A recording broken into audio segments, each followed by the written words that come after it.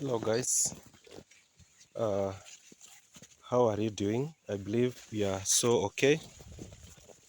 Today I managed to visit a certain farmer here,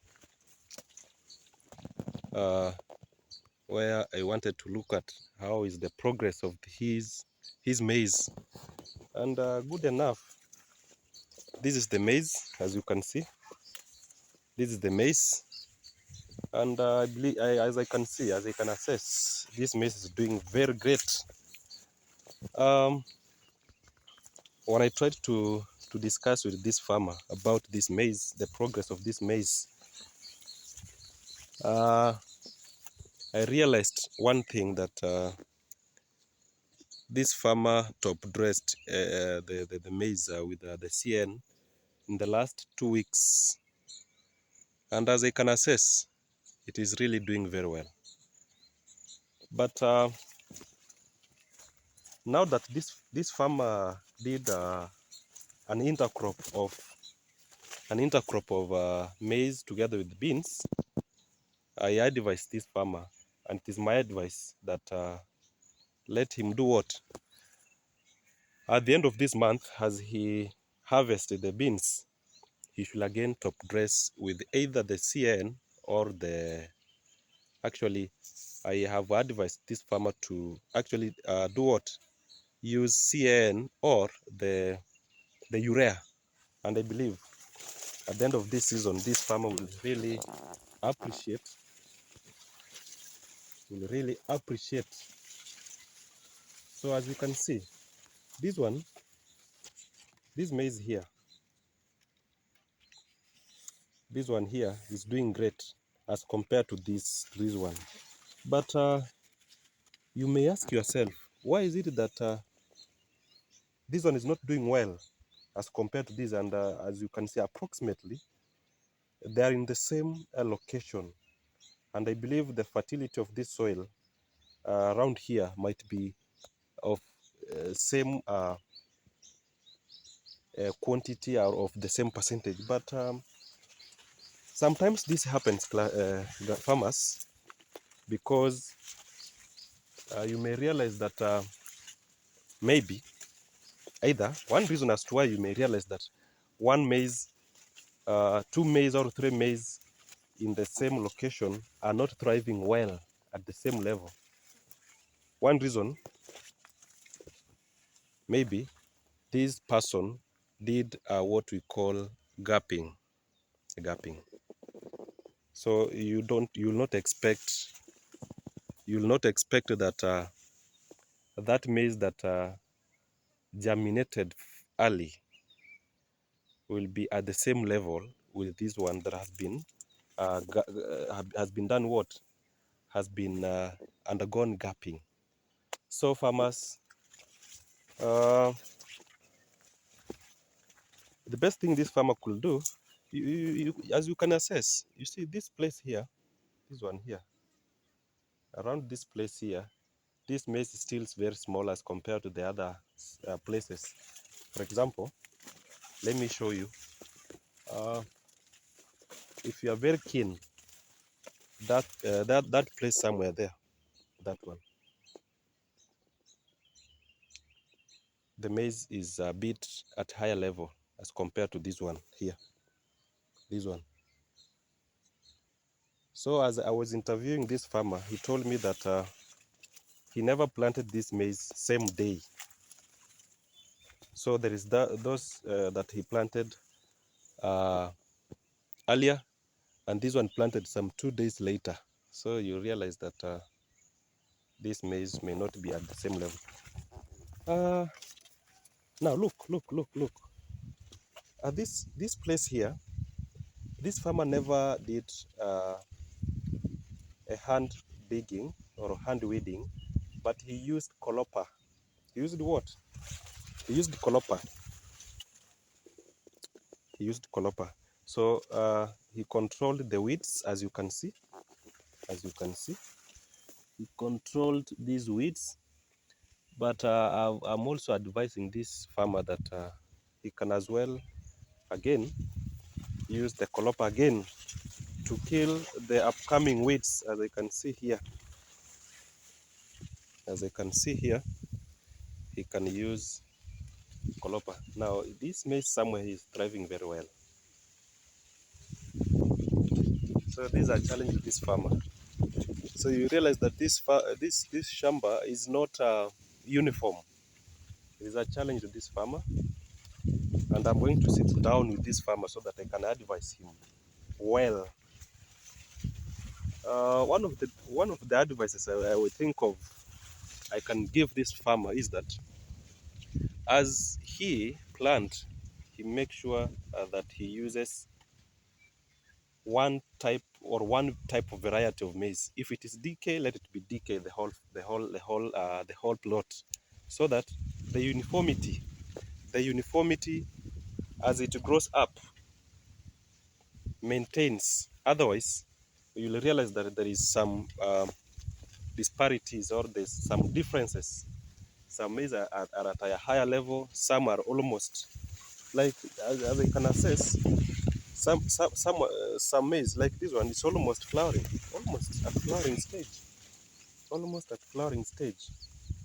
And at flowering stage, you'll realize that in different parts of this plot, you realize that there are those that are not yet even to reach at the knee high. So that is a challenge to this farmer. Okay. Look. This is as you can see, down here, down here, down here, down here. This is water. This is what? This is water. So this farmer needs to do what we call terracing. He can use terracing. He can do terracing so that this water does not stay here.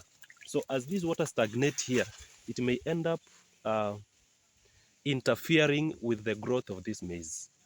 So this farmer, but I'm so challenged that here, at this place where there is stagnated water, it is where the maize is doing very well.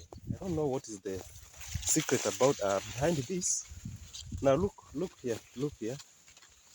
This one is almost flowering, at flowering stage. This one, it is almost at flowering stage. This one. So, farmers, I want to give you tips so that your maize grows at the same level and it maintains the uniformity. Now, what do you do? Number one, make sure you use one type of variety of maize in the whole plot. Number two, make sure you do fast weeding as early as 2 weeks after germination. Number three,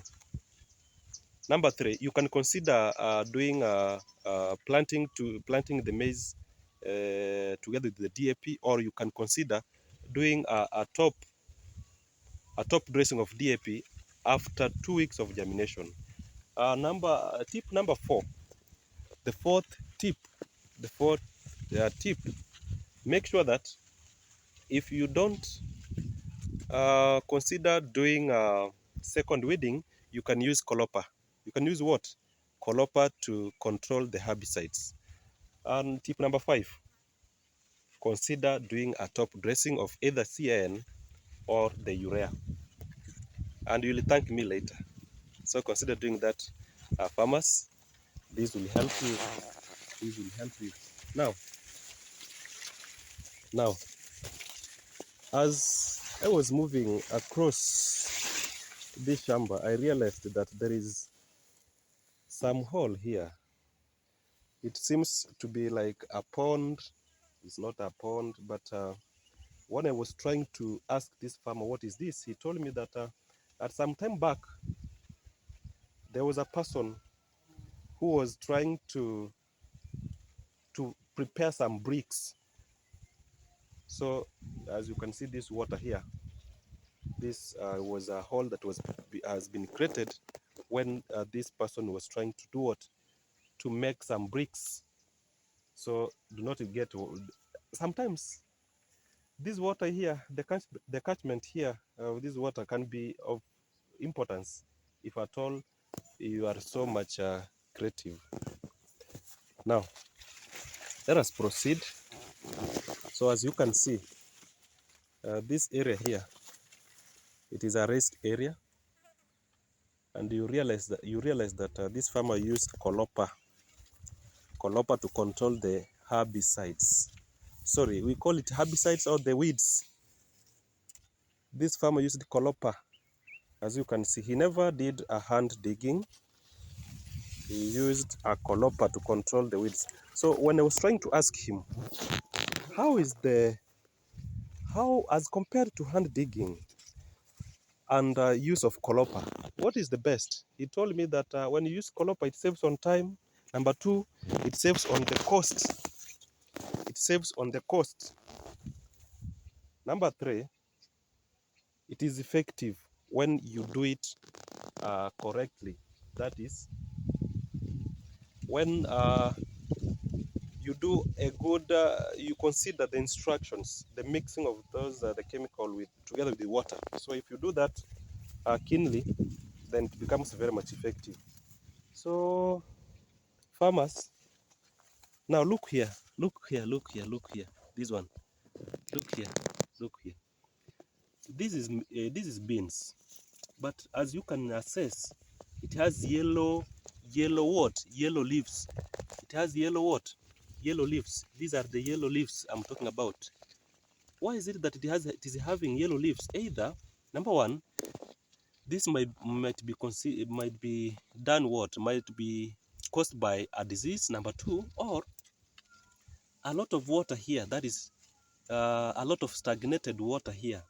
Or number three, it may be caused by an attack by what? By a parasite. So not a parasite, but a pest. You know, a parasite do not attack the crops, but the parasite attacks what? Attacks animals or livestock. Now, look here. This one has died. And the cause is this, as you can see. This one. This one. So this is an infection. This is an infection, and we call it damping off. We call it what? Damping off. Now, what do you do, farmer, as a farmer, to control damping off? There are some chemicals which are very effective when you use them in controlling